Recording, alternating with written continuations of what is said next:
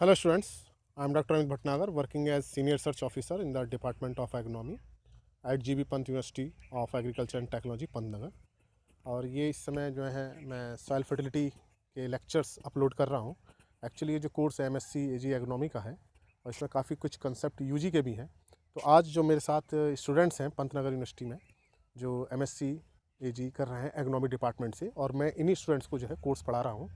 तो ये जो मैं क्लास में भी लेक्चर ले रहा हूँ और यूट्यूब पे भी लेक्चर आ रहे हैं, तो जो आप लोगों के मन में डाउट होंगे, जो आप पूछते हैं कमेंट बॉक्स में पूछते हैं, या कुछ डाउट्स होंगे आपके मन में, तो वही डाउट्स जो हैं इन स्टूडेंट्स को भी डाउट्स हैं, कुछ इनके मन में क्वेरी हैं। तो आज ये मैंने डिसाइड किया है कि फील्ड पे ही इन बच्चों से क्वेश्चन पूछे जाएँ कि क्या इनके मन में ऐसी क्वेरी हैं, क्या ऐसे डाउट्स हैं, क्या ऐसे क्वेश्चंस आ रहे हैं कि जो मैं यहाँ पे इनको क्लियर कर सकूँ। तो इसलिए आज ये मेरे साथ यहाँ पे हैं, तो इनसे क्वेश्चंस जानते हैं और मैं कोशिश करूँगा कि इनके क्वेश्चंस के मैं जवाब दे सकूँ। तो स्टूडेंट के साथ शुरू करते हैं। जी sir. Sir, my question is that, sir, how much organic matter required per year to maintain soil fertility in soil? How much organic Matter question इनका ये है कि how much organic matter is required to maintain to maintain the soil fertility. ये मतलब कितना हम organic matter soil में डालें कि सॉइल फर्टिलिटी मेंटेन हो सके। ठीक है। तो देखिए, जो इन जनरल जो हम कहते हैं कि जो हमें ऑर्गेनिक मैटर डालना है, जो FYM डालना है in the form of FYM, it is about 10 to 15 ton per hectare. तो ये एक जनरल रिकमेंडेशन है, लेकिन बेटा बात यह है कि जो ऑर्गेनिक मैटर हम डाल रहे हैं वो एक लिमिट से ज़्यादा हम नहीं डाल सकते हैं। एक तो हमारी ये होनी चाहिए कि कितना न्यूट्रेंट उससे सप्लाई कर रहे हैं, ठीक है, कि उसमें कितना न्यूट्रेंट है। दूसरा, एक लिमिट होती है, उससे ज़्यादा हमें नहीं डालना होता है। एक्चुअल में क्या होता है, जो ऑर्गेनिक मैटर का जो कंटेंट है, जो ह्यूमस का कंटेंट है, it is decided by soil, plant and climate control. तो एक इन तीनों का एक कंट्रोल होता है, सॉइल, प्लांट एंड क्लाइमेट। तो सॉइल के अंदर कितना मिनरलाइजेशन होगा, प्लांट वेजिटेशन कितना ऑर्गेनिक मैटर ऐड करेगा, और क्लाइमेट उसको कैसे अफेक्ट करेगा, जैसे टेम्परेचर है या रेनफॉल है या जो दूसरे फैक्टर्स हैं। तो इनकी एक कंट्रोल होता है, उससे हम बियॉन्ड नहीं जा सकते हैं। मान लीजिए कि ये एक पन्नगर की सॉइल है और हमने यहाँ आकर के 100 टन डाल दिया गोबर, हमने क्या डाल दिया, 100 टन। तो क्या वो डिकम्पोज हो जाएगा सीजन में? जब हमने वीट बोया है, टेम्परेचर लो हो रहा है तो डिकम्पोज नहीं हो पाएगा, तो नहीं चल पाएगा। तो हमारा डालने का फ़ायदा क्या हुआ? दूसरा क्या हो जाएगा, उसमें टर्माइट्स आ जाएंगी, दूसरे कीड़े आ जाएंगे, न्यूट्रेंट का इमोलेशन होगा। तो हमें इतनी क्वांटिटी में भी नहीं डालना है कि हमारा प्रॉब्लम करे। दूसरा, हम प्लाइंग नहीं कर पाएंगे, हैरोइंग नहीं कर पाएंगे, तो ये सब प्रॉब्लम्स आएंगी। तो इतनी क्वांटिटी में भी नहीं डालना है, और इतना कम भी हमें नहीं डालना है कि हमने माना 2 टन डाल दिया पर हेक्टर, कि उससे हमें ज़्यादा नाइट्रोजन मिल ही नहीं पा रही है, फास्फोरस नहीं मिल पा रही। तो जनरली जो ऑर्गेनिक मैटर का जो मिनरलाइजेशन होता है per year about 2 to 3%, 2% in general mineralization होता है। तो जहाँ तक कि अमाउंट की बात है, ये डिपेंड करेगा कि वहाँ की सॉइल टाइप कैसी है। अगर सैंडी सॉइल है तो आपको बहुत ज़्यादा फिर ऑर्गेनिक मैटर डालना पड़ेगा, क्योंकि वहाँ ऑक्सीडाइज कंडीशन होती है, जल्दी हो जाएगा। अगर टेम्परेचर बहुत ज़्यादा हो रहा है तो जल्दी डिकम्पोज कर जाएगा ऑर्गेनिक मैटर, तो हमें ज़्यादा डालना पड़ेगा। ठीक है, तो ये डिसाइड होता है। तो इसको हम ये नहीं कह सकते। तो एक जनरल हम वैल्यू बता सकते हैं कि हाँ भाई 10 to 15 टन पर हेक्टर हम डाल रहे हैं तो हमारी सॉइल फर्टिलिटी मेंटेन हो जाएगी। लेकिन हमें क्या करना पड़ेगा, एवरी ईयर डालना पड़ेगा। अब जहाँ तक ऑर्गेनिक मैटर डालने की एक बात और बता दूँ मैं आपको, कि इसके कुछ प्रिंसिपल्स होते हैं। उन प्रिंसिपल्स को हमें ध्यान रखना चाहिए। पहली तो ये बात है कि पहला प्रिंसिपल मैंने बताया कि organic matter can not be increase beyond the soil, plant, climate control.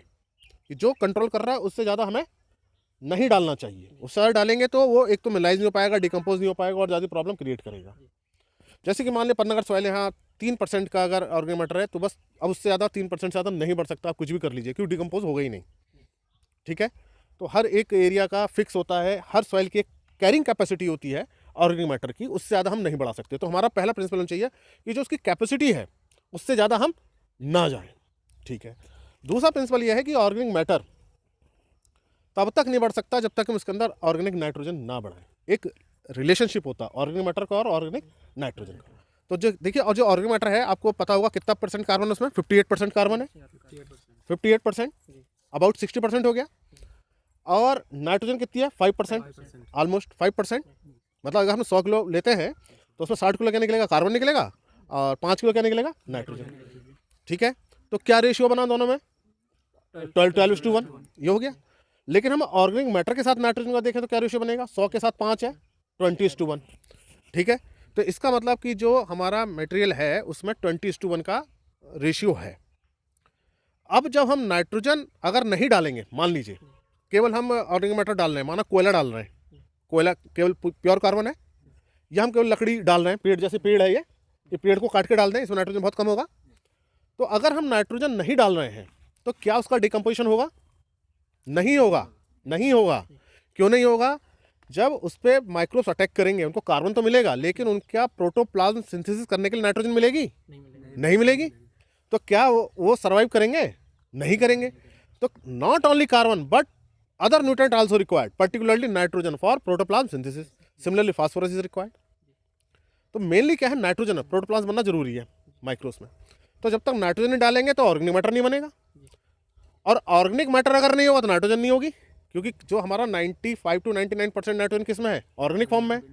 1 to 2% ही तो इनऑर्गेनिक फॉर्म में है, क्योंकि सारी क्या होते हैं? वोलेटाइज होते हैं। कैल्शियम नाइट्रेट या पोटेशियम नाइट्रेट या मैग्नीशियम नाइट्रेट जो मिनरल्स हैं क्या है? बहुत ही कम है। ठीक है, तो ऑलमोस्ट नाइट्रोजन हमारी किस में? ऑर्गेनिक फॉर्म में है। तो अभी हमने ये देखा कि अगर हम नाइट्रोजन नहीं डालते हैं, मतलब ऑर्गेनिक नाइट्रोजन नहीं होती है, तो ऑर्गेनिक मैटर नहीं बनेगा। अब अगर सॉइल में ऑर्गेनिक मैटर नहीं है तो क्या नहीं बनेगी? ऑर्गेनिक नाइट्रोजन नहीं होगी। तो इसका प्रिंसिपल दूसरा ये बनता है कि अगर हमें ऑर्गेनिक मैटर बढ़ाना है तो सॉइल में हमें नाइट्रोजन की सप्लाई करनी पड़ेगी। अब नाइट्रोजन सप्लाई कैसे हो? ऑर्गेनिक फॉर्म में ही होनी चाहिए। हम सेस्बेनिया करें, ग्रीन मैन्यूरिंग करें, फर्टिलाइजर भी डालें, यूरिया वगैरह डालें या डीएपी डालें, और दूसरे जो सोर्स है नाइट्रोजन के उसको भी हम करें। तो दूसरा प्रिंसिपल तो ये है। ठीक है, तो अगर आप चाहते हैं हम केवल ऑर्गेनिक मैटर बढ़ाएं, नाइट्रोजन ना बढ़ाएं, तो ये पॉसिबल नहीं है। आप कोयला डाल के देख लीजिए खेत के अंदर, ऑर्गेनिक मैटर नहीं बनेगा। तो कोयलों की खान से तो फिर सड़ा हुआ कोयला निकलना चाहिए था, वो क्यों नहीं सड़ा? कभी सोचा आपने इस बात को? वो क्यों नहीं डिकम्पोज हो रहा है? क्योंकि नाइट्रोजन हो, हालांकि कोयले के अंदर भी बहुत कम नाइट्रोजन है, वो बहुत कम है। ठीक है, ये बात समझ में आई? तो आपको क्या करना है? दूसरा एफर्ट, हमें नाइट्रोजन की सप्लाई बढ़ानी है। चाहे लेग्यूम उगाइए, चाहे आप ग्रीन मैन्यूरिंग कीजिए, फर्टिलाइजर डालिए। अनदर इज, फिर आप ऑर्गेनिक मैटर बढ़ाइए। ऑर्गेनिक मैटर कैसे बढ़ाएंगे? एफवाईएम डालिए, डंग डालिए, कंपोस्ट डालिए, क्रॉप रेजिड्यू डालिए, फिर ऑर्गेनिक मैटर हमें बढ़ाना चाहिए। नेक्स्ट ये है कि अगर आप soil fertility through organic matter करना चाह रहे हैं तो आपका जो क्रॉप जो हमने हार्वेस्ट की, जैसे हमने यहाँ से मेज हार्वेस्ट की थी यहाँ से, तो रूट्स तो नीचे रह गई ना, रूट्स तो नीचे रह गई, तो रूट्स ने कंट्रीब्यूट किया ना, उसके लीफ फॉल ने भी किया होगा, कुछ हमने इसके अंदर इनकॉर्पोरेट भी कर दिया, तो उस वेजिटेशन ने भी इंक्लूड किया। तो हमें क्या करना है कि जो क्रॉप प्रोडक्शन हो रहा है या जो वेजिटेशन हो रहा है वो भी बहुत अच्छा होना चाहिए उस फील्ड में। तो क्या होना चाहिए? क्रॉप प्रोडक्शन कब अच्छा होगा? जब उसके अंदर कोई कॉन्स्टेंट्स ना हो।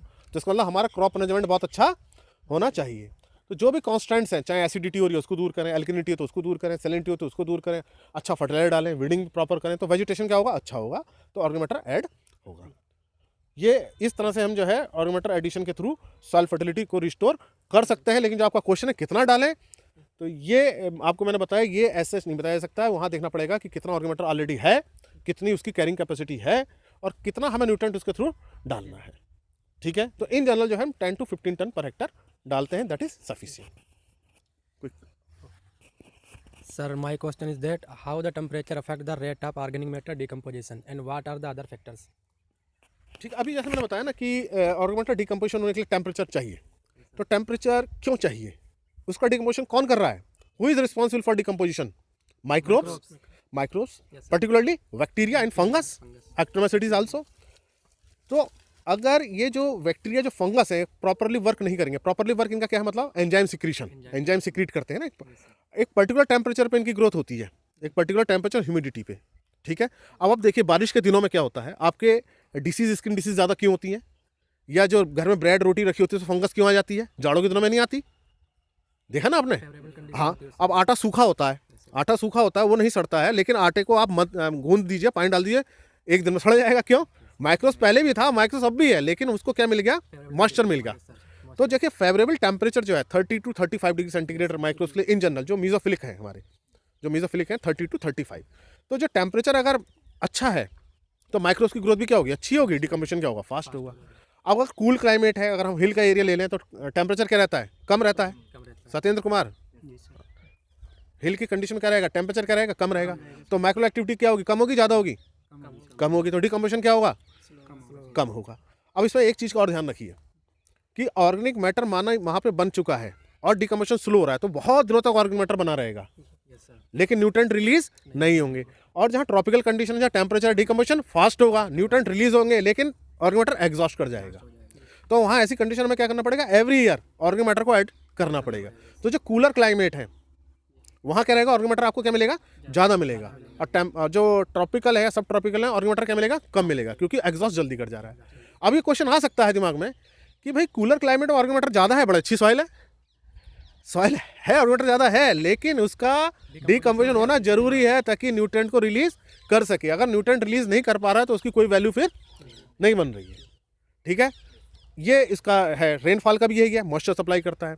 अदर फैक्टर्स में क्या है, आपका एरिएशन ऑक्सीडेशन चाहिए, ये दूसरे फैक्टर्स हैं। सॉइल कैसी है, क्ले है, सैंडी है। अब क्ले सॉइल में कैसा है, अगर क्ले सॉइल कम्पैक्ट है तो ऑक्सीडेशन क्या होगा, कम होगा, कम होगा, तो एनारोबिक कंडीशन एग्जिस्ट करेंगी। तो उस केस में क्या होगा, डिकम्पोजिशन फास्ट होगा, स्लो होगा, स्लो होगा, तो ऑर्गेनिक मैटर क्या रहेगा, ज़्यादा रहेगा। तो ये सॉइल पे भी डिपेंड करेगा, ये फैक्टर सॉइल भी है। फिर टिलेज उसका अनदर फैक्टर है। टिलेज हम करते हैं तो क्या होता है, जैसे हमने इस फील्ड में टिलेज किया है, तो टिलेज से क्या होगा, एक तो क्रॉप रेजिड्यू कट होता है, पीसेस छोटे हो जाएंगे, तो उस पर माइक्रो अटैक क्या होगा, फास्ट होगा। फिर ऑक्सीडेशन बढ़ेगा टिलेज करने से, तो माइक्रोबियल एक्टिविटी क्या होगी, बढ़ेगी। तो टिलेज करने से बताओ माइक्रोबियल एक्टिविटी बढ़ी या घटी, तो डिकम्पोजिशन फास्ट होगा, स्लो, तो ऑर्गेनिक मैटर कम रहेगा, ज़्यादा रहेगा, ये अनदर फैक्टर है। तो यही जब हम कंजर्वेशन टिलेज में बात करते हैं, हम यही बात करते हैं मिनिमम सॉइल डिस्टर्बेंस, ताकि हमारा ऑर्गेनिक मैटर क्या रहे कर रहे हैं, और केवल इतने ही हम सॉइल डिस्टर्ब करें कि हमारी सीडिंग प्रॉपरली हो जाए। तो ये फैक्टर्स हैं बाकी एसोसिएटेड। आपका है कुछ? सर मेरा क्वेश्चन है, जो मिनरलाइजेशन होता है और इमोबिलाइजेशन होता है, वो इनऑर्गेनिक और ऑर्गेनिक फार्म से कैसे रिलेट करता है? हाँ, देखिए, जो मैंने पिछले लेक्चर बताया था कि during the decomposition mineralization and immobilization both take place simultaneously. अब इसमें होता क्या है कि जब डिकम्पोज हुआ रेजिड्यू, तो न्यूट्रिएंट्स बैक्टीरिया को भी चाहिए ना, फंगस को भी चाहिए। तो जैसे उसे कार्बन मिलता है, ठीक है, जैसे कि ये लीव गई सॉइल में गई, तो क्या करेगा बैक्टीरिया फंगस, इस पर क्या करेंगे, अटैक करेंगे, इसके कार्बन लेंगे, और इसके कार्बन लेंगे, इसका न्यूट्रिएंट भी अपने बॉडी के लिए लेंगे, क्योंकि उनकी पॉपुलेशन बढ़ गई है। अगर ये न्यूट्रिएंट फुलफिल नहीं हुए इसके अंदर के, तो क्या करेगा, सॉइल सॉल्यूशन से भी ले लेगा। तो अब इसका मतलब देखिए, जैसे ही हम ऑर्गेनिक मैटर डालते हैं, इजीली डाइजेस्टिबल ऑर्गेनिक मैटर, कोयला वाला टाइप का नहीं, जो इजीली ऑक्सीडाइजेबल होता है, तो तुरंत जैसे ही डिकम्पोजिशन होगा तो माइक्रोबियल पॉपुलेशन क्या करेगी, बहुत तेजी से बढ़ेगी। तो न्यूट्रिएंट चाहिए उसको, तो वो न्यूट्रिएंट्स कहाँ चले गए, बॉडी में चले गए। तो जो भी अमोनियम निकला या जो भी नाइट्रेट निकला, जो फास्फेट आयन निकले, सल्फेट आयन निकले, कैल्शियम आयन निकला, पोटेशियम आयन निकला, मैग्नीशियम आयन निकला, जिंक निकला, कॉपर निकला, जो भी इस पत्ती के अंदर था, सारा का सारा सॉइल सॉल्यूशन में गया। और सारा सारा कहाँ चला गया, माइक्रोब की बॉडी में चला गया। माइक्रोब की बॉडी में सिंथेसिस में चला गया, प्रोटोफॉर्म चला गया। तो माइक्रोब की बॉडी में क्या नाइट्रेट फॉर्म में होगा या प्रोटीन फॉर्म में होगा, प्रोटीन फॉर्म में होगा, है ना। फास्फोरस क्या फास्फेट आयन में होगा या डीएनए आरएनए में होगा, न्यूक्लिक एसिड में होगा, न्यूक्लिक एसिड में होगा। इसी तरह से क्या होगा, सेल में इनकॉर्पोरेट हो जाएंगे, उसके प्रोटोप्लाज्म में इनकॉर्पोरेट हो जाएंगे। तो जो आयंस थे उसके सेल सिंथेसिस में चले गए, तो जब सेल में चले गए तो कौन सी फॉर्म हो गई, ऑर्गेनिक फॉर्म। और किस में उसने एब्जॉर्व किया था, इनऑर्गेनिक फॉर्म में किया था। तो इनऑर्गेनिक फॉर्म किस में कन्वर्ट हुई, ऑर्गेनिक फॉर्म में। और वो ऑर्गेनिक फॉर्म क्या हो गई, क्या प्लांट को अवेलेबल है, तो इसको हमने बोला इमोबिलाइजेशन, फिक्स हो गया, रुक गया। बात समझ आ गई। तो इमोबिलाइजेशन में क्या होगा, inorganic form is converted into organic. Is it clear? अब क्या होगा, जब माइक्रोब्स की डेथ होगी या दूसरा माइक्रोब्स को इसको डाइजेस्ट करेगा, खाएगा, तो वो जो प्रोटीन्स है टूटेंगी, अमीनो एसिड्स में टूटेंगी, अमीनो एसिड्स में, दैट इज अमीनाइजेशन। और फिर एमाइड्स, अमीनो एसिड किस में टूटेंगे, अमोनियम में, दैट इज अमोनिफिकेशन। और फिर अमोनियम किस में कन्वर्ट होगा, नाइट्रेट में, दैट इज नाइट्रिफिकेशन। तो ये प्रोसेस होगा। तो जो प्रोटीन्स पहले माइक्रो बॉडी में थी किस में कन्वर्ट हो गई, नाइट्रेट अमोनियम में, तो इनऑर्गेनिक फॉर्म आ गई। न्यूक्लिक एसिड से वो किस में आ गए, फिर से फास्फेट आयन में। तो जो ऑर्गेनिक फॉर्म थी किस में आ गई, इनऑर्गेनिक फॉर्म में। अब ये इनऑर्गेनिक फॉर्म कहाँ है, सॉइल सॉल्यूशन में है, किसको अवेलेबल है, प्लांट को। तो इस प्रोसेस क्या कहेंगे, मिनरलाइजेशन, मिनरल फॉर्म में आ गई। पहले किस में चली गई थी, ऑर्गेनिक फॉर्म में। ऑर्गेनिक फॉर्म बेटा वो होगी जो प्लांट बॉडी के अंदर है या माइक्रोब्स की बॉडी में है। और इनऑर्गेनिक फॉर्म क्या है, मिनरल फॉर्म क्या है, जो वास्तव में जो एक्चुअली में आयन है, चाहे कैटायन है, एनायन, और कहाँ है, सॉइल सॉल्यूशन में। तो इसका मतलब क्या है, मिनरलाइजेशन में क्या होगा, organic form is converted into inorganic form. तो प्लांट के व्यू से, अगर प्लांट न्यूट्रिशन के पॉइंट ऑफ व्यू से देखें तो क्या जरूरी है, मिनरलाइजेशन। और माइक्रोवेल ग्रोथ के पॉइंट ऑफ व्यू से देखें तो क्या जरूरी है, नहीं तो उसकी ग्रोथ नहीं होगी। बात समझ में आएगी? Sir, I have few questions.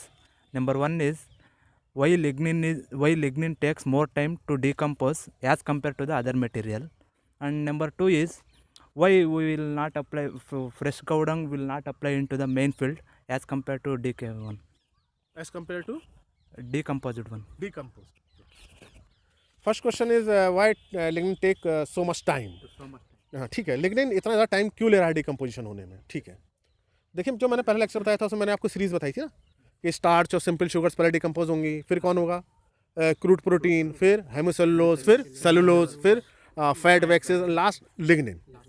अब आप ये समझिए डिकम्पोजिशन क्या है. डिकम्पोज टूटना, ब्रेक डाउन. अब ब्रेक डाउन कौन करता है? एंजाइम्स करते हैं. तो एंजाइम्स क्या करते हैं? क्लीवेज करते हैं चेन का. तो अगर कार्बन, ये सिंपल कंपाउंड है, कार्बन की चेन छोटी है तो कंपाउंड क्या हो जाएगा? जल्दी टूट जाएगा. अगर कार्बन की चेन बहुत कॉम्प्लेक्स है, रिंग टाइप स्ट्रक्चर है, बेंजीन रिंग्स बहुत सारे हैं, तो उसको कार्बन को चेन तोड़ने में बहुत ज़्यादा एंजाइम्स लगेंगे, बहुत टाइम लगेगा. एक तो डिफरेंट टाइप्स के एंजाइम चाहिए. ठीक है, तो जब डिफरेंट टाइप्स का एग्जाम चाहिए तो डिफरेंट टाइप के माइक्रोफ्लोरा भी चाहिए, और वो हर टाइप में वो एंजाइम नहीं होगा, हर माइक्रोस में नहीं होगा. तो मान लीजिए एक 100 कार्बन की चेन है और उसको 3-3 बार तोड़ना है, तो आपको कई बार लगेगा ना, 33 टाइम्स आपको जाना पड़ेगा तब टूटेगी. और एक मान लीजिए 10 कार्बन की चेन है, उसको 3 में तोड़ना है तो कितना हो जाएंगे? 3 बार में टूट जाएगी. तो अब देखिए जो 100 कार्बन की चेन थी उसको तोड़ने में ज़्यादा टाइम लगा, नंबर 1. नंबर 2, क्या वो तोड़ने के लिए उतना माइक्रोब्स प्रेजेंट थे? क्या वो एंजाइम प्रेजेंट थे जिसको तोड़ रहे थे? एंजाइम्स एक तरह की कुल्हाड़ी समझ लीजिए जो उसको चेन को काट रही है. तो कुल्हाड़ी भी उसी तरह की चाहिए. वो कुल्हाड़ी क्या है? एक तरह की एंजाइम्स है. तो एक तो क्या है एंजाइम, कौन लिग्निन कौन डिकम्पोज करता है? मैंने बताया था कौन करता है? फंजाई करती है. तो एक तो दूसरा क्या है? फंजाई होनी चाहिए वहाँ. दूसरा वो जो लिग्नेज एंजाइम है वो प्रॉपर अमाउंट में निकलना चाहिए, प्रॉपर, ताकि उसको पूरा डिकम्पोज कर सके. तो एक तो सब माइक्रोस में नहीं होता लिग्नेज एंजाइम, किस में है? फंगस में है, बैक्टीरिया में नहीं है. दूसरा बहुत कॉम्प्लेक्स चेन होती है. आप लिग्निन का स्ट्रक्चर देखिए, उसमें बेंजीन रिंग होंगे, बहुत कॉम्प्लेक्स स्ट्रक्चर होंगे, तो बहुत टाइम लगता है. सिंपल कंपाउंड होगा जल्दी टूट जाएगा. ग्लूकोज है, फ्रक्टोज है, शुक्रोज है, बहुत जल्दी टूट जाएंगे. सिंपल प्रोटीन से टूट जाएंगी, बहुत जल्दी टूट जाएंगी. सेलुलोज से थोड़ा टाइम ज़्यादा लगेगा.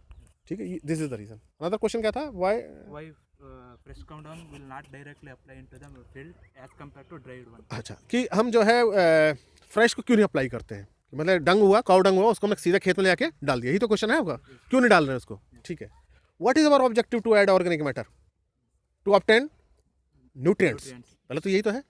And nutrients obtained after mineralization, not by immobilization. Mineralization, और मिनरलाइजेशन कब होगा? जब डिकम्पोजिशन होगा, मिनरलाइजेशन होगा, फिर मिनरलाइजेशन होगा. अगर हमने लाके एक माना खेत में डाल दिया तो जैसे डिकम्पोज होगा न्यूट्रिएंट्स कहाँ चले जाएंगे? बॉडी में चले जाएंगे, माइक्रोब्स को इमोलेशन हो जाएगा. और अभी हमने तुरंत ही क्रॉप सोइंग कर दी, तो जो भी माइक्रोब्स थे अब उन्होंने काउ डंग से तो न्यूट्रिएंट ले लिए, क्योंकि उनकी पॉपुलेशन इतनी ज़्यादा बढ़ गई थी, उनकी नीड इतनी ज़्यादा हो गई थी, उन्होंने सॉइल से भी न्यूट्रिएंट ले लिए. तो crop will suffer from nutrient deficiency, particularly by nitrogen deficiency. That's why fresh cow dung is not applied. तो अब क्या करें? पहले हम क्या करें? उसको सड़ा लें, कहीं डिकम्पोज करा लें, कंपोस्ट बना लें, उसके बाद करें. अगर कहीं आप नहीं सड़ा पा रहे हैं और आपको डालने हैं फ्रेश, तो कम से कम 1-1.5 महीना रुकिए ताकि वो प्रॉपरली डिकम्पोज हो जाए. तो इस कारण से हम फ्रेश नहीं डालते हैं, अदरवाइज क्या हो जाएगा? न्यूट्रिएंट्स ब्लॉक हो जाएंगे, इमोलाइज हो जाएंगे. This is the reason. इसी कारण से हम प्रॉपरली डिकम्पोज मटेरियल डालते हैं. और कोई क्वेश्चन है? Sir water problem related with, जैसे हम हाई अमाउंट ऑफ जो हम ऑर्गेनिक मैटर अप्लाई करते हैं, तो सर क्या प्रॉब्लम्स आती हैं सर? जैसे और न्यूट्रिएंट क्या अवेलेबिलिटी कम होती है सर, क्या? अच्छा, जो आपने पहला क्वेश्चन पूछा था कि what is the rate of application, तो देखिए मैंने उसमें बताने की कोशिश की थी कि हम हाई रेट क्यों नहीं डालना है. तो मैंने बताया था कि एक तो एक कंट्रोल है सॉइल प्लांट क्लाइमेट का, उसको भी हटा के हम दूसरी तरह से देखें. हमने बहुत सारा गोबर डाल दिया इसमें, तो क्या हम फील्ड प्रिपेयर कर पाएंगे? मिक्सिंग हो पाएगी सॉइल में? हैरो नहीं चल पाएगा, प्रॉपरली मिक्सिंग नहीं हो पाएगी. पहले तो बहुत हिंडर होंगे, एग्रीकल्चरल ऑपरेशन में बहुत प्रॉब्लम आएगी. दूसरा क्या होगा? अगर बहुत ज़्यादा आप डालते हैं तो इमोलेशन का प्रॉब्लम है, इमोलाइज कर जाएंगे, क्योंकि कार्बन तो मिल गया माइक्रोब्स को, न्यूट्रिएंट मिले नहीं उतने, क्योंकि आपका जो ऑर्गेनिक मैटर, जो काउ डंग है, जो भी उसमें क्या CN रेशियो बहुत नैरो होता है. तीसरा क्या प्रॉब्लम आएगी कि जो ऑर्गेनिक मैटर बहुत ज़्यादा डालते हैं तो ऑर्गेनिक मैटर जो है कॉपर या जिंक के साथ चिलेट बनाते हैं, चिलेट बनाते हैं. तो पर्टिकुलरली कॉपर के साथ बहुत चिलेट बनते हैं, जिंक के साथ हैं, आयरन के साथ हैं, मैग्नीज के साथ हैं. तो क्या करेंगे? चिलेट कॉम्प्लेक्स बनेगा तो कॉपर, जिंक, आयरन के साथ क्या करेगा? बहुत कॉम्प्लेक्स बना लेगा, और फिर इनकी अवेलेबिलिटी क्या हो जाएगी? रिड्यूस हो जाएगी, प्रॉब्लम आ सकती है इनकी अवेलेबिलिटी में. तो इसलिए बहुत ज़्यादा हम नहीं डालते हैं. आप ये मत सोचिए कि बहुत अच्छा ऑर्गेनिक मैटर बहुत ज़्यादा खेत में डाल दें, तो उससे क्या प्रॉब्लम हो सकती है. ठीक है. My question is this: what is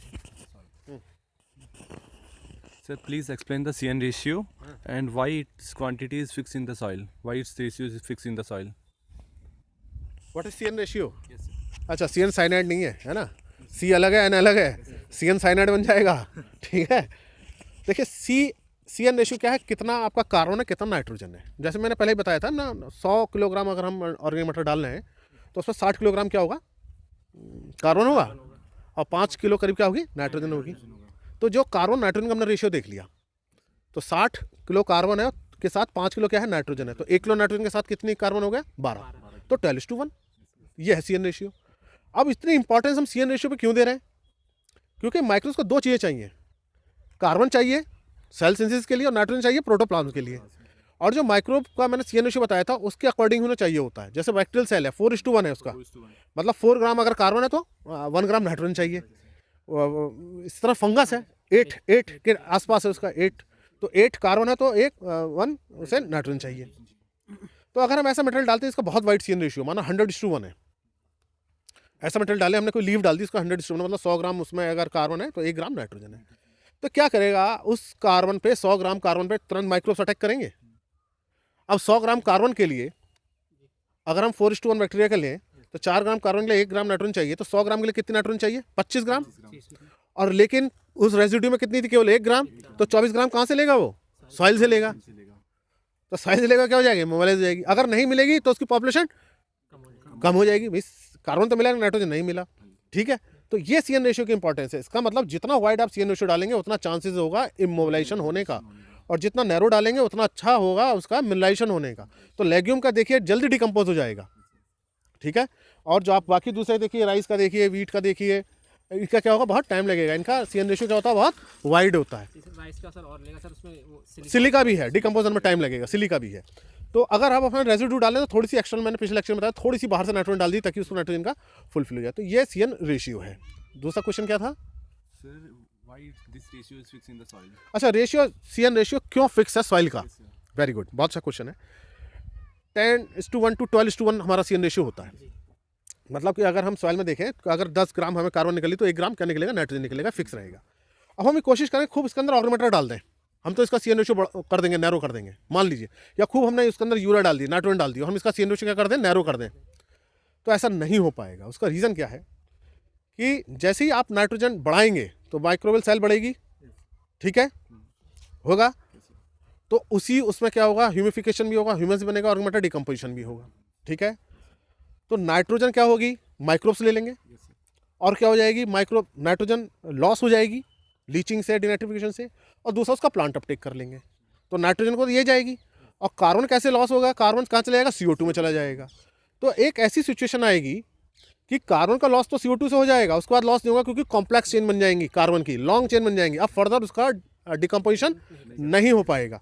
तो कार्बन तो आकर के फिक्स हो गया, ठीक है, डिकम्पोजिशन नहीं हो पाएगा। अब जब डिकम्पोजिशन नहीं हो पा रहा तो नाइट्रोजन भी नहीं हो पाएगी, नहीं निकल पाएगी, और फिर माइक्रोब्स उस पर अटैक नहीं करेंगे तो माइक्रोब की पॉपुलेशन क्या हो जाएगी, सीज हो जाएगी, तो नाइट्रोजन उसी जगह पे आके रुक जाएगी। तो इस रेशियो पे आकर के क्या होता है कि वो फिक्स हो जाएगा। अगर हम नाइट्रोजन को बहुत ज़्यादा अपनी कोशिश कर नाइट्रोजन को बढ़ा दें तो ऐसा पॉसिबल नहीं हो पाएगा, क्योंकि फिर से वही प्रोसेस चलेगा। अगर हम कार्बन बहुत सारा दे दें कि हम उसको बढ़ा दें तो कार्बन भी फर्दर डिकम्पोज नहीं होगा। सीएन रेशियो का जो वैल्यू है बेटा, वो ऑर्गेनिक मैटर के अंदर हमने माना है उसको, ऑर्गेनिक मैटर के अंदर है। ऐसा नहीं है कि हमने बाहर से लाके नाइट्रोजन डाल दिया, बाहर से डाल के कार्बन, उसका जब तक कि ह्यूमस ना बन जाए, सॉइल के अंदर इनकॉर्पोरेट ना हो जाए, तभी तो सॉइल के अंदर लोगे सीएन रेशियो। ऐसा नहीं है कि हमने पत्ता डाल दिया और उसका हमने सीएन रेशियो निकाल के कह दिया सॉइल का ही है। उसका सॉइल का पार्ट होना पड़ेगा, कोलाइडल पार्ट होना पड़ेगा, तब वो सॉइल का सीएन रेशियो होगा। बात समझ में आई?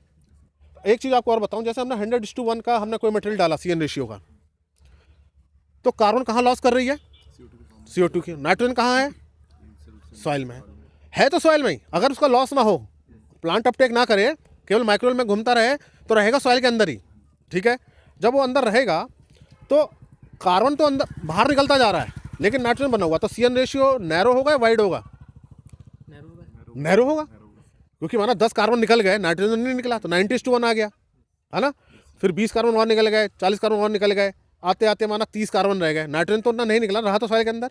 तो इसका मतलब कि अगर हमने कोई मटेरियल डाला है पहले, उसका सीएन रेशियो वाइड है, हम बाद में देखें उसका नैरो हो गया, इसका मतलब क्या हो गया, वो डिकम्पोज हो गया। तो जितना नैरो होता जा रहा है समझिए उसका क्या होता जा रहा है, डिकम्पोज होता जा रहा है। और एक आने के बाद, एक रेशियो आने के बाद फर्दर डिकम्पोज नहीं होगा क्योंकि वो इतना रेसिस्टेंट हो गया है। तो यही वो फिक्स रेशियो है कि अब फर्दर डिकम्पोजिशन नहीं हो सकता। क्यों? उसके अंदर बहुत ह्यूमिन बन गए हैं या ह्यूमिक एसिड बन गया है, फुल्विक एसिड बन गए हैं। तो ये ऐसे रेसिस्टेंट कंपाउंड बन गए हैं कि फर्दर डिकम्पोजिशन नहीं हो रहा है, तो वो आकर के वहाँ फिक्स होगा। और लेकिन ये शॉर्ट टर्म में एक बहुत लंबा प्रोसेस होता है, क्योंकि सॉइल बहुत थाउजेंड्स ईयर्स की बनी है, मिलियन ईयर्स की बनी है, तब आकर के ये फिक्स हुआ है। तो इतनी जल्दी ख़त्म नहीं हो सकता है। और कोई क्वेश्चन है?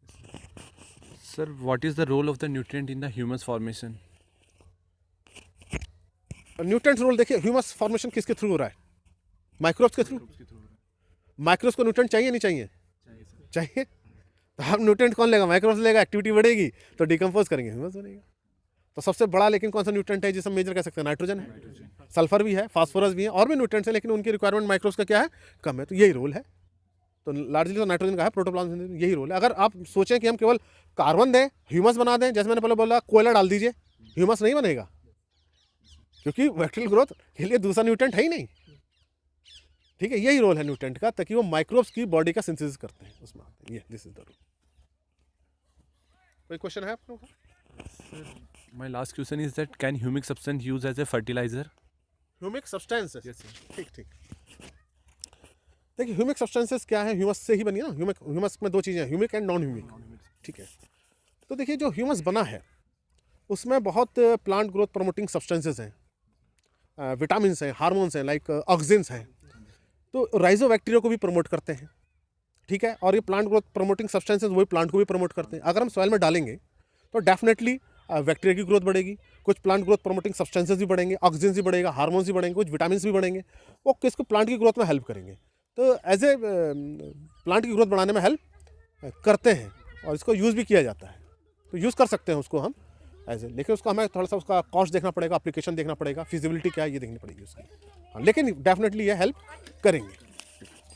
तो ये और क्वेश्चन है? तो स्टूडेंट्स ये डाउट से, क्वेश्चन से, शायद ये क्वेश्चंस आपके भी डाउट में रहे होंगे, तो ये मैंने बताने की कोशिश करी है। और भी कोई डाउट हो इसके अलावा तो आप कमेंट बॉक्स में पूछ सकते हैं, और इस तरह के और डाउट्स आएंगे, इसी तरह की क्लास लेकर उसको क्लियर करेंगे ताकि आपको क्लियर हो और इन स्टूडेंट्स को भी क्लियर हो। ये स्टूडेंट्स आए इनको बहुत थैंक यू कहता हूँ कि ये अपना टाइम में आज यहाँ आए हैं। और क्लास में तो क्वेश्चन पूछते ही हैं जब क्लास होती है, तो अपना टाइम आज संडे के दिन इन्होंने अपना टाइम निकाल के आए और इन्होंने अपने क्लियर किए क्वेश्चंस, और आपको बहुत हेल्पफुल लगे होंगे ये डाउट्स। और आपके भी क्वेश्चंस उसको पूछिए, और अगर ये अच्छा लगा हो लेक्चर उसको शेयर कीजिए, और चैनल अगर सब्सक्राइब नहीं किया तो सब्सक्राइब कीजिए। Thank you very much.